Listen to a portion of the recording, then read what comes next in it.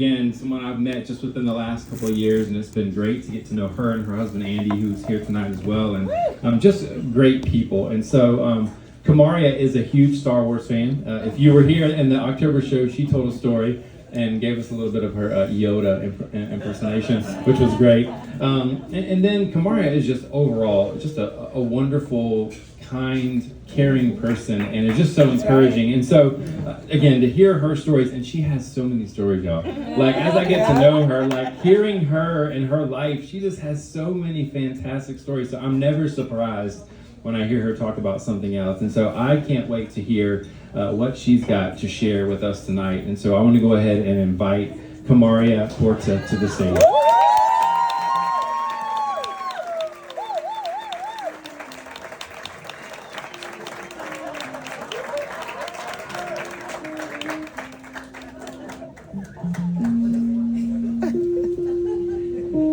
Okay. Thank you. This is good. Okay, two things. One, I cut my finger. Thank you, Michelle. She got me with the Band-Aids. Thank you. Okay.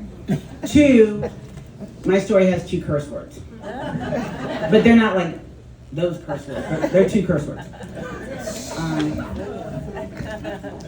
Okay.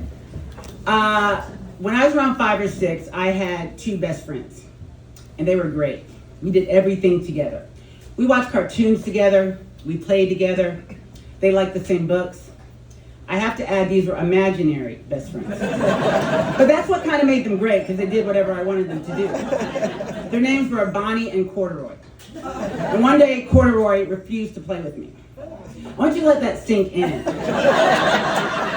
My best imaginary friend that I had invented refused to play with me. Even as a child, I was prone to theatrics. It wasn't until I was 30 that I had a real-life best friend. I was introduced to her by a mutual friend, and we immediately clicked. We liked all the same things. We had the same humor and the same interests. She was a Leo like me. She's a lawyer. It was great. We spent a lot of time. We talked every day. We texted. I was always happy around her. The more I was around her, the more I wanted to be around her. She was from West Virginia, and she was one of 12. And I didn't have a big family. So she would invite me to go home with her, and I loved her family. They made me feel like I was the 13th. Her mom was super warm and inviting. Everything about it was perfect. One night we went out for Margarita Monday, and we had her sister come and pick us up.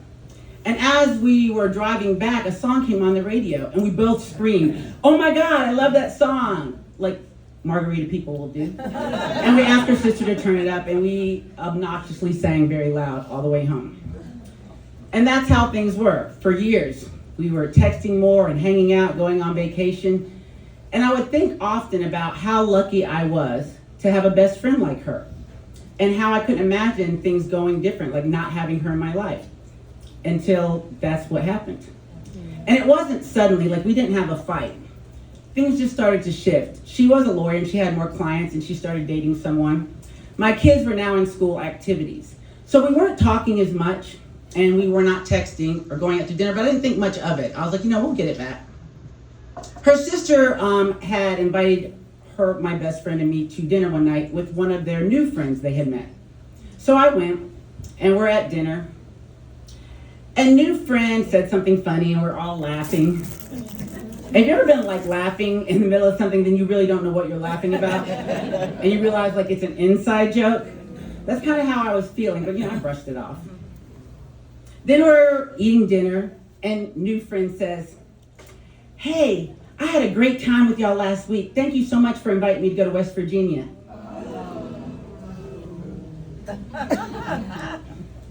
You went to West Virginia? They took you to West Virginia and didn't invite me? I could feel it starting, and I was like, calm down, it's okay. And then I looked at her again. Is new friend trying to be the new me? Is she interviewing for my position in front of me? And I looked at her. Is she smirking? I needed to regulate. So I went to the restroom, looked in the mirror. You have the strategies, use them. Butterfly taps, butterfly taps. You're okay, You're good. You're safe. She's not nearly as funny as you. I'm regulated and I'm ready. I walk out and I was like, I've got a great idea. I'm going to do what emotionally mature people do when they're out to dinner. I'm going to get the check. So I go to the waiter and I was like, hey, I want to get the table. I want to cover the check for everybody. And he goes, oh, your friend already took care of it. He's pointing at new friend. Woo! That bitch pulled a Uno reverse card. What? I am hanging on the thinnest of threads. I can do this. I walk to the table and I sit down and I look at her and I say, thank you for taking care of the bill. And I start cutting a piece of steak. And she goes, what are best friends for? Who's she talking to? Who's best friend? We're not best friends. Y'all just met. Emotional maturity scooted the chair back and excused itself from the table. And there was I, unhinged. I'm not proud about what I did next. I started cutting a piece of steak, and I casually and very loudly said, how's it going with that married man you're seeing? Checkmate. And then I looked at my best friend who had told me that in confidence. And she's glaring at me. And I looked back down, embarrassed. I called an Uber and left before everyone else. And as soon as I got in, I was berating myself. Like, what was I doing? Why did I say that? I was acting like some kid at recess. I'm a grown person. It wasn't the new friend. We had already started drifting apart a little bit. The phone calls were less. The texts were less. And it wasn't just life. Part of me was thinking, like, maybe this is how it goes. A couple weeks later, her sister sent me an Evite. It was for a party she was throwing for my best friend. And I looked at it, and I looked at accept and decline. And in my mind, I was like, the friendship's already ending. Let me just throw some accelerant. Let me just rip the Band-Aid off. I hit decline. I regretted it immediately. I was kind of like Edward Scissorhands. Like I was trying to hug and get closer, but all I was doing was causing more harm. I wanted her to call me. I wanted to call her. I wanted to make it right. I wanted things to go back the way they were. But she didn't call, and I didn't either. And then it ended. I can see some of y'all now, you're like, what is going on? She's being a downer tonight. What happened to Yoda? Here's the arc.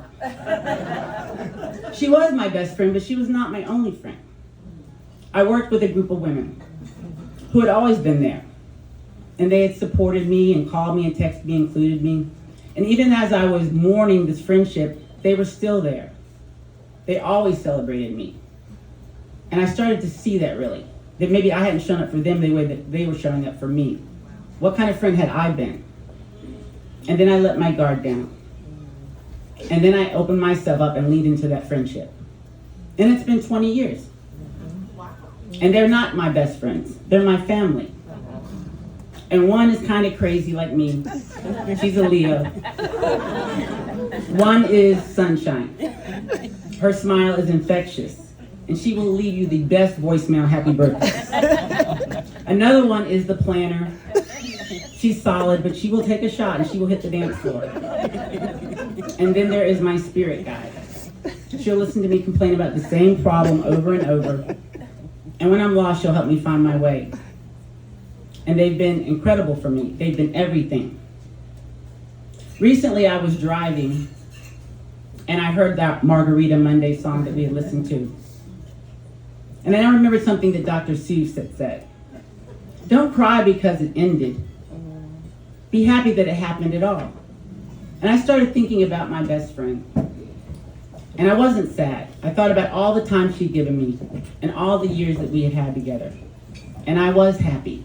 And I sang really loud by myself all the way home, and I didn't cry.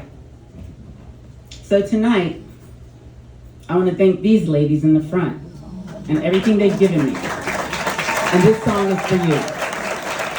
Thank you. I bet you it's poison. Wait. Is it poison? Wait, I'm putting money on this poison.